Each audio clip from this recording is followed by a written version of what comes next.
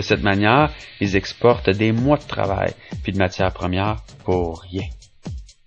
Chez les banques centrales, ces dollars ne rapportent quasiment rien. Ils peuvent être échangés contre des obligations comme des bons du trésor, puis rapporter des intérêts. Mais même pour ces intérêts, ils payent en définitive elles-mêmes, puisque les États-Unis les payent simplement avec une nouvelle augmentation de leur dette extérieure. Pendant ce temps-là, la valeur de tous ces dollars stockés est tributaire des fluctuations du marché sur les marchés de change. Et en plus, à cause de la dette extérieure gigantesque des États-Unis, le dollar menace d'imploser à tout temps. Ces banques centrales sont donc coincées entre la nécessité de se défaire des réserves de dollars, la nécessité d'acheter des dollars pour maintenir le cours de leur propre monnaie, puis éventuellement d'acheter des dollars quand le cours du dollar risque de chuter sur les marchés de change mondiaux. Pendant ce temps, les États-Unis laissent monter leur dette extérieure de plus en plus vite. Combien de temps est-ce que ça peut continuer? En même temps, les experts de l'Asian Development Bank estiment que le cours du dollar devrait descendre de 30 à 40%. Petit b. Une telle baisse comporte un grand risque, que beaucoup de banques et entreprises vendent leurs dollars au plus vite, puis que même les banques centrales ne pourront plus empêcher la chute du dollar. C'est une chute totale là, qu'on implique. Là. Celui qui vend ses dollars en premier a de la chance. Celui qui attend, il va juste calculer ses pertes. On va parler de conflits camouflés. Pour maintenir la demande permanente de dollars, les ventes de pétrole devront rester en dollars. C'est pour ça que les États-Unis essaient de garder le plus d'influence possible, d'une part sur le marché du pétrole, d'autre part sur les dirigeants locaux. De cette façon-là, ils sécurisent simultanément leur approvisionnement en pétrole.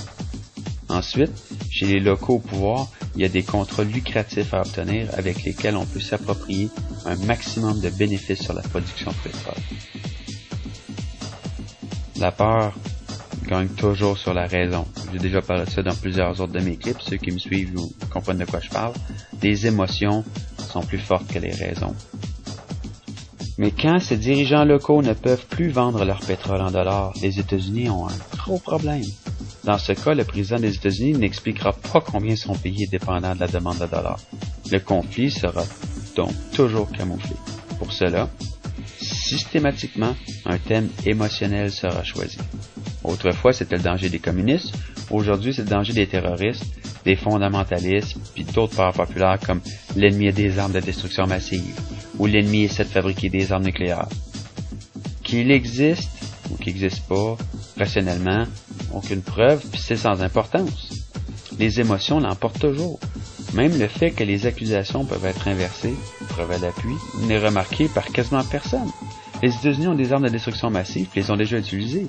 Les États-Unis ont des armes nucléaires, puis les ont déjà utilisées. En 2006, ils ont encore menacé d'en faire usage. Mais encore une fois, à partir du moment où les accusations sont chargées, émotionnellement, l'humain débranche son intelligence. La raison n'est plus un argument pour maintenir la paix.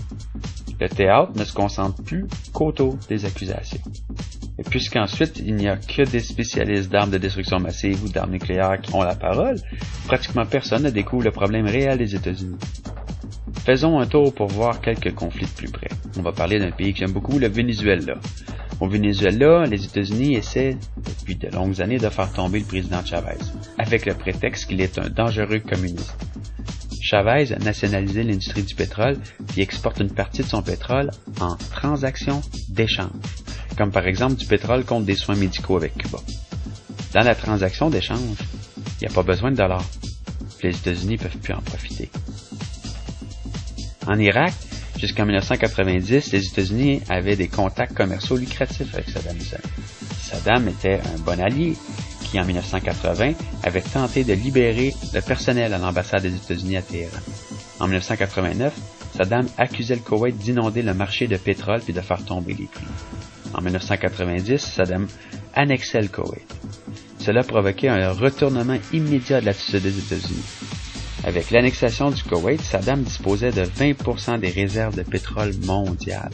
Les Irakiens étaient chassés du Koweït par les États-Unis, soutenus par une coalition de 134 pays, puis mise au pain puis à l'eau pendant 10 ans par un embargo des Nations Unies. Bien que les États-Unis aient songé depuis des années à une manière de rétablir leur influence en Irak, le passage à l'euro de Saddam, ça c'était génial comme coup aussi, le 6 novembre 2000, petit 9. Ok, ça devait rendre la guerre inévitable. Le dollar s'enfonçait. Puis en juillet 2002, la situation devenait tellement critique que le FMI avertissait que le dollar risquait de s'effondrer. Petit 10. Quelques jours plus tard, à Downing Street, à Londres, les plans d'attaque étaient discutés. Petit 11. Le mois d'après, vice-président Cheney, M. Dick, proclamait qu'il était certain maintenant que l'Irak disposait d'armes de destruction massive. Petit 12. Utilisant ce prétexte, les États-Unis envahissaient l'Irak le 19 mars 2003. Le 5 juin 2003, ils rétablissaient les ventes de pétrole irakien en dollars. Petit 13. On va parler de l'Iran. Avec l'Iran, les États-Unis sont déjà en conflit depuis qu'ils ont perdu leur influence sur la production du pétrole iranien en 1979. D'après les États-Unis, l'Iran est un pays de fondamentalistes dangereux, bien sûr. La position géographique de l'Iran entre la mer Caspienne et l'océan Indien compliquait les ambitions des États-Unis pour exploiter les richesses de pétrole qui étaient du côté de la mer Caspienne. Pour transporter ce gaz, ce pétrole vers les marchés mondiaux, sans passer par la Russie ou l'Iran, les pipelines devaient être construits à travers l'Afghanistan. La fameuse TAP, la Trans-Afghan Pipeline.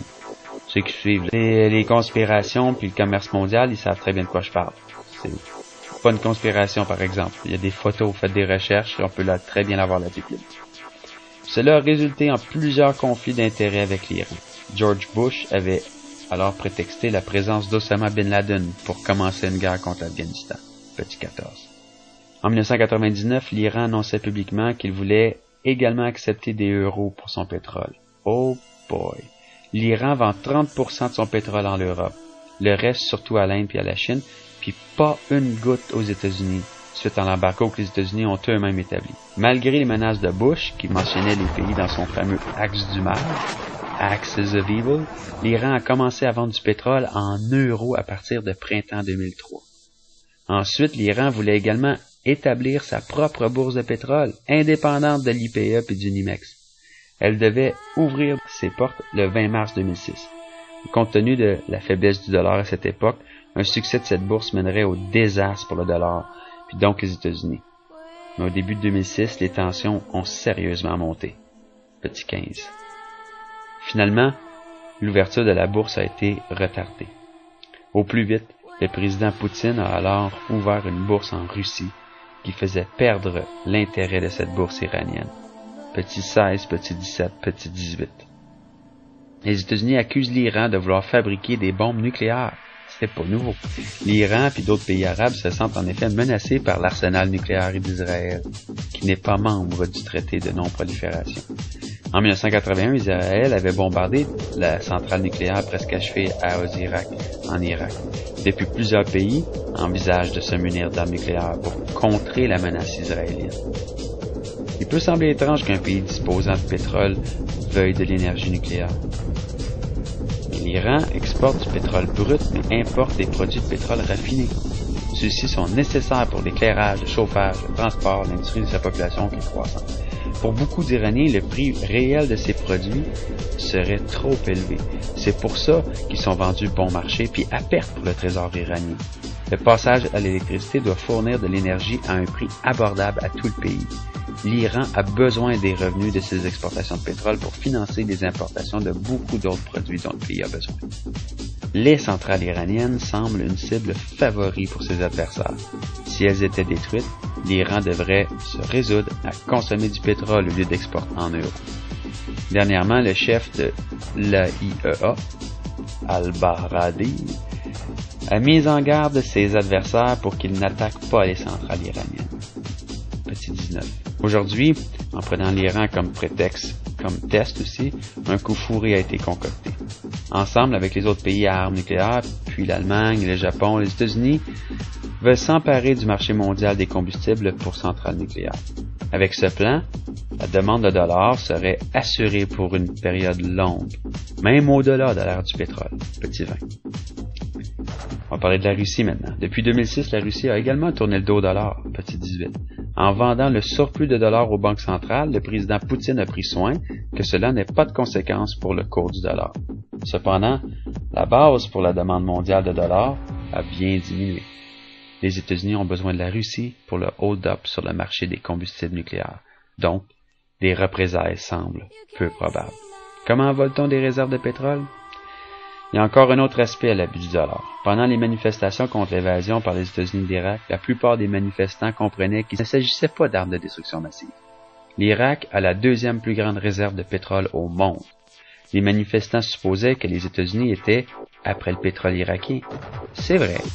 Mais comment peut-on voler des réserves de pétrole qui se trouvent sous terre et sont si gigantesques puis qu'on ne peut les emporter nulle part? On le fait donc avec la monnaie. En imposant que ce pétrole ne soit vendu qu'en dollars, les États-Unis en deviennent d'un seul coup propriétaires. Les États-Unis sont les seuls qui ont le droit d'imprimer des dollars et pourront en disposer librement à tout moment. Les autres pays qui veulent acheter du pétrole en Irak doivent d'abord acheter des dollars. C'est-tu pas merveilleux? En fait, c'est à ce moment-là qu'ils le payent aux États-Unis. Les dollars qu'ils achètent sont des droits pour se faire livrer une certaine quantité de pétrole. Un peu comme au Ikea, là. On achète des meubles, puis d'abord on règle à la caisse, on reçoit un bon, puis avec ce papier, on peut aller se faire livrer à la porte de marchandises à l'arrière du magasin. Les dollars sont donc des bons pour du pétrole. Puis parce que tout le monde a toujours besoin de pétrole, tout le monde veut avoir des bons. Le passage à l'euro de Saddam Hussein au début de novembre 2000 n'était donc pas seulement une attaque du cours du dollar, mais impliquait également que les États-Unis ne pouvaient plus disposer librement de la deuxième plus grande réserve de pétrole mondiale. Les États-Unis devaient acheter des euros pour en disposer. Depuis le rétablissement de la vente de pétrole irakien en dollars, le 5 juin 2003, petit 21, les États-Unis ont donc de nouveau, au moins financièrement, la libre disposition du pétrole irakien. Maintenant, il faut encore installer un gouvernement d'hommes de paille puis empêcher que le commerce de pétrole irakien tourne à nouveau le dos au dollar. Ça, c'est plus facile à dire qu'à faire.